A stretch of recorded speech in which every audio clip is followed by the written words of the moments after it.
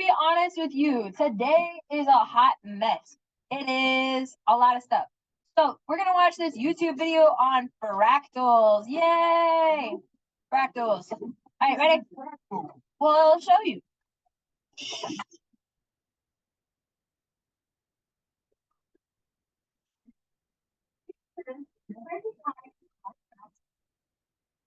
Let me draw a snowflake. I'll start with a little triangle. Then I'll draw another equilateral triangle on the middle of each side. Around the middle and repeat the process. This side is 1, 2, 3, 4 times 3 is 12 sides. If I do this over and over, the shape will look something. This is called the snowflake, and it has a special property. No matter where I look, how much I zoom in, I will see the same pattern over and over. Never is the pattern size that on any scale, any level of zoom will roughly the same of all fractals. We can actually draw a quick snowflake off the computer by having it repeatedly graph math out of equation. In a triangle, one side of the Koch snowflake will turn into 4. After the first repetition, we'll get 3 times 4 to the first, or 12 sides. After the second repetition, we'll get 3 times 4 to the second, or 48 sides. Repetition number 10, 3 times 4 to the n sides. If an infinite number of times, we'll get infinite sides. So the parameter of the Koch snowflake will be infinite. The area of the Koch snowflake put an infinite circle with a final series around the snowflake. It will fit completely inside, no matter how many times these number of sides. So the Koch snowflake has an infinite perimeter for a finite area. Or in the 1930s, a Russian astronomer named Yuri Gagarin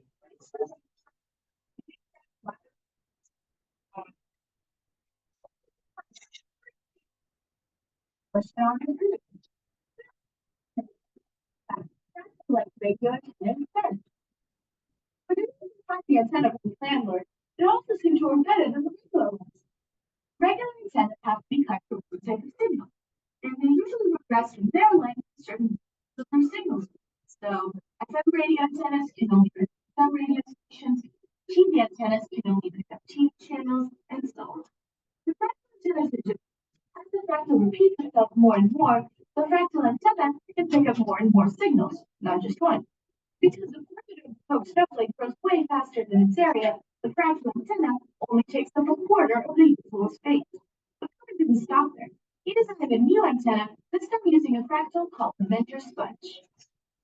The Mentor sponge is kind of like a 3D version of the Koch snowflake. It has infinite surface area, finite volume. The Mentor sponge is sometimes used in cell-phone antennas.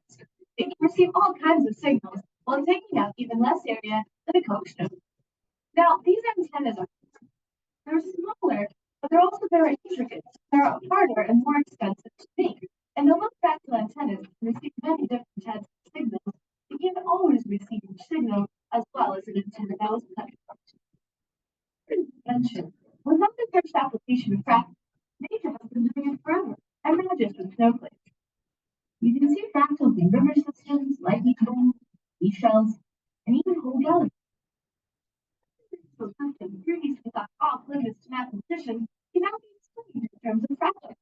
And by applying each of those practices, we can then solve real-world problems. Fractal research is new field such as biology. For example, scientists discovered that chromatin is a factor that keeps DNA from changing. What around you? What beautiful patterns do you see?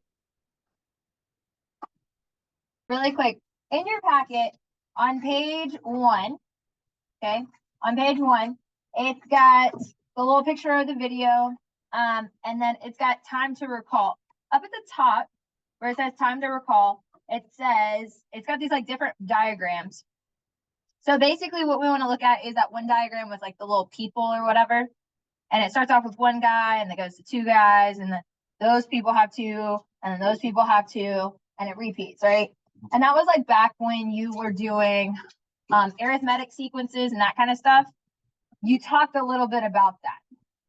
Now we're talking about geometric. So that was back in Algebra 1. I know that was probably during COVID-ish era. Okay, say again? No. That was geometry. Yeah.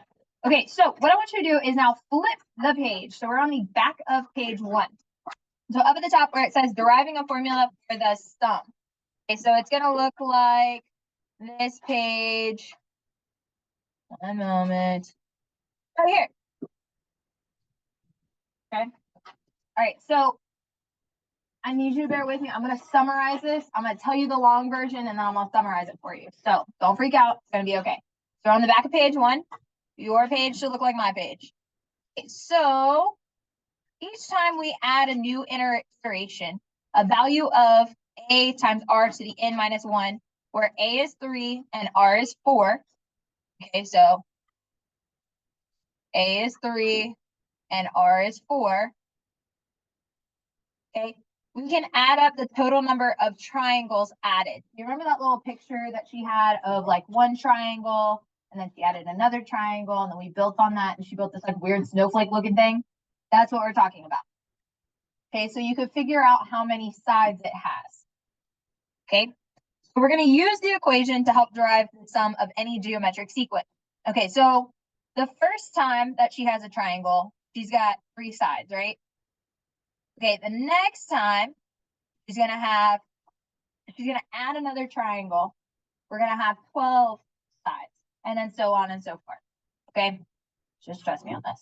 If we substitute back a into this equation, where a is 3, right, and r is 4, then we get this, which looks like a hot mess, right? Do you remember back in algebra 1 where s sub n means sum? Okay, now you know it. S sub n means sum. So sum, and this is saying sum of the n term. We haven't defined what n we want to look at yet. Okay. So notice that each term has an a. We can factor that out as the greatest common factor. Okay, so we took everything and we divided it by a. That's what we got here. With me so far? Y'all kill me. Okay, so we substituted a in for 3, r in for 4, and then we took out all of our a's. Okay, that left us with 1 plus r plus all of that mess. Okay. So to simplify further, we need to use a polynomial identity. Okay. Basically, all this is saying is you can pull out the greatest common factor from this. And this is a polynomial identity that we learned back last semester. I don't expect you to memorize it. No big deal. It's just an example. Okay. So once we are here, okay, what we're going to do now is reorder everything that's inside the parentheses to put it in standard form. So is that like Greatest exponent to least exponent. Okay. The next thing that we're going to do is multiply both sides by 1 minus r. Okay. Then what we're going to do is simplify the polynomial with the identity 1 minus x to the n. And we get this. All I need you to know is this down at the bottom. It's on your paper. So if you can't see it, it's on your paper. Okay. I need you to know this formula right here. This is our bread and butter right here. Okay. Well, it's on your paper. Broski. Okay, so here's the final formula. This is what we're looking with. A is going to be your initial, and R is going to be your rate. Okay, it is going to be the number of iterations that we want, and that will make sense in just 1 second. Okay, the sum of a geometric series is called a geometric series or summation. Okay, so A is initial and R is the rate. Yep, R is the rate. Okay, so let's go ahead and try to look. Let's go ahead and take a look at this example problem. Ready? All right, so a drug is prescribed for a patient to take 200 milligrams every 12 hours for 10 days. After 12 hours, about 4% of this dose is still in the body. How much of the drug is left in the body right after the last dose? Okay, so our initial is how much? How much are we going to take? Okay, so we're gonna plug in 200. We got 1 minus, our rate is 4%. So we're gonna say 0.04. Now the N is the number of times that this thing has occurred. So we take our medication every 12 hours. So how many times in a day are we gonna take it? 2. And for how many days total? 10 days. So this is gonna be to the 20th power. And that 20 is gonna be on the inside. I apologize. On the bottom, we have 1 minus 0.04. Okay, so now that we have this, we're gonna plug it into our calculator and we're gonna get 208.33. Okay, and that's gonna be milligrams.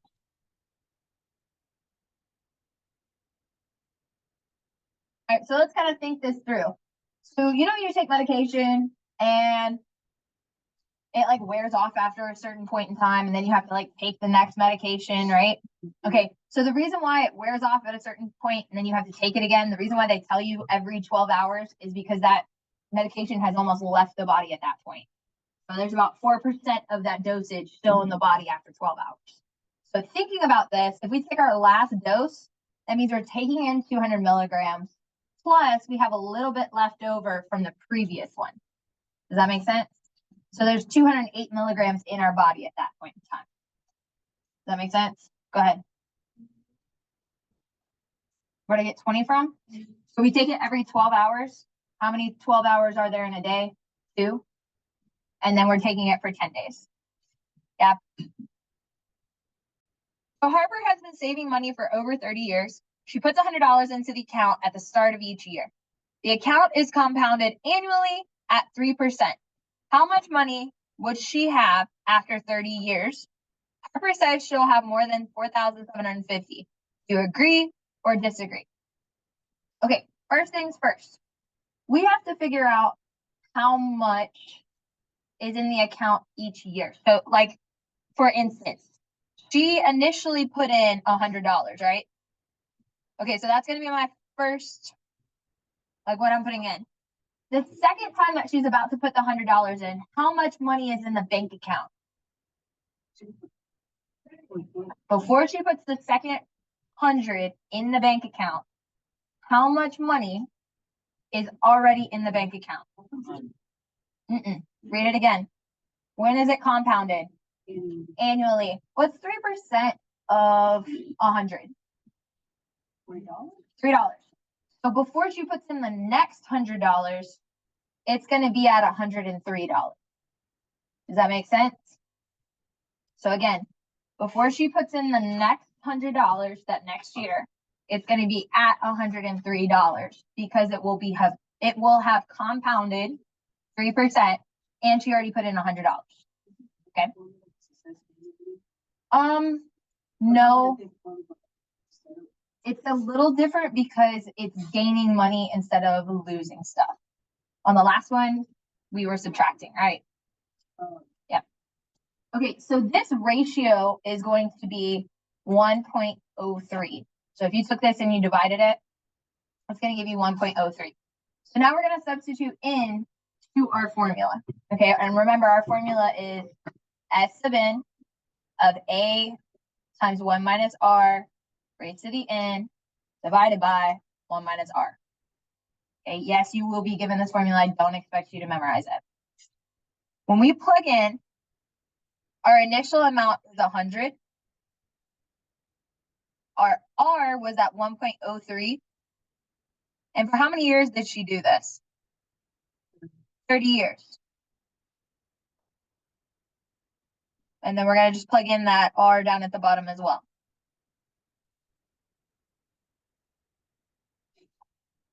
Now, when she plugs this into the calculator, don't remember this one off the top of my head. I apologize.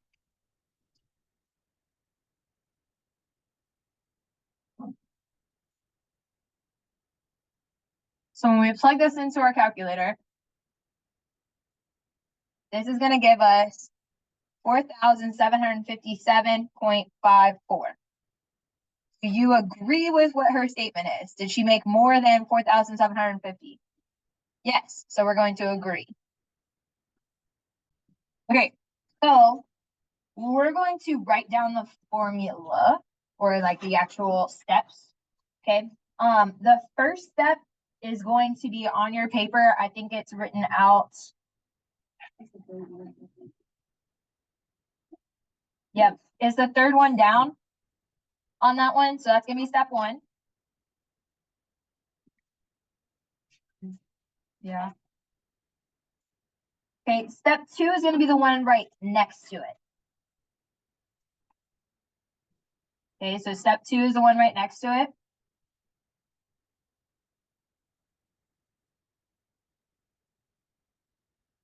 Step three, we're gonna take out that A, so that's the one right below it.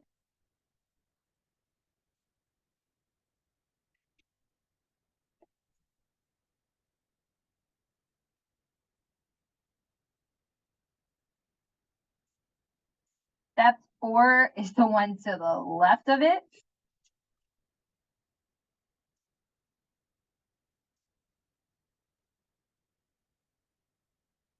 Step five has that 1 minus R on both sides.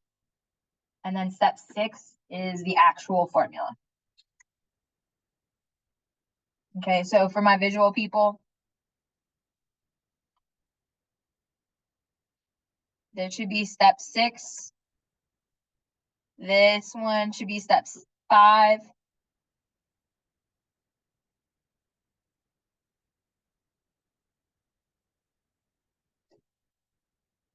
And then I can put the other ones up if you need. So if you're writing it down, your step one is going to be S sub n, and it's going to be this backward. So it's going to be A times R to the n minus 1. Oh, no, it's going to be, this is your step one. Your step two is going to be switched. So it's going to have A times R raised to the n minus 1. And then it's going to go decreasing. This will be step three. And then I'll switch to the next page for your step four. Okay, so let's talk about this one. So after a concert, security decides to let half the crowd leave at a time. There are 25,600 people to leave in the first group. Fill in the table below. So we got 25,600 leaving the first group. What about the second group? 12,800. How do we get to the third? We got to divide by 2, right? That's going to be 6,400. We do it again, and then we do it again. And that's going to be, somebody help me with this because I think I'm going to mistake earlier. 1,600? Yeah. And then 400. So how many total people have left after 7 rounds? So how do we figure out that? Oh, you took that 245,600 or 400? Or no? 400. Right. Not how many people are left after 7 rounds. How many people have left the facility? Oh, This is how many people are leaving in each group. No. you add it all together? Add it all together. Okay, so when you add it all together, you get 50,800 people. Okay, this is one of those, like, you gotta make sure you pay attention to how it's worded. A little tricky. How many rounds would be needed for everyone to leave the concert? All right, well, let's think about it. At round 8, we would have how many people? Okay, round 9, how many people? 100. And we would have 50. 11, we would have 25. 12, we would have 12.5-ish. 13, we would have 6.25. 12, we would have 3.125. 13, we would have 1.005 or so, right? And then 14, we would have, somebody check that math on me. Okay, you repeated the numbers. You said 11, 12, 13. Oh, yeah, there we go. I was wondering why that did not work out. 15, and then by 16, we should have everybody gone, right? So 16 rounds, everybody would be gone. That's when you're like, get out.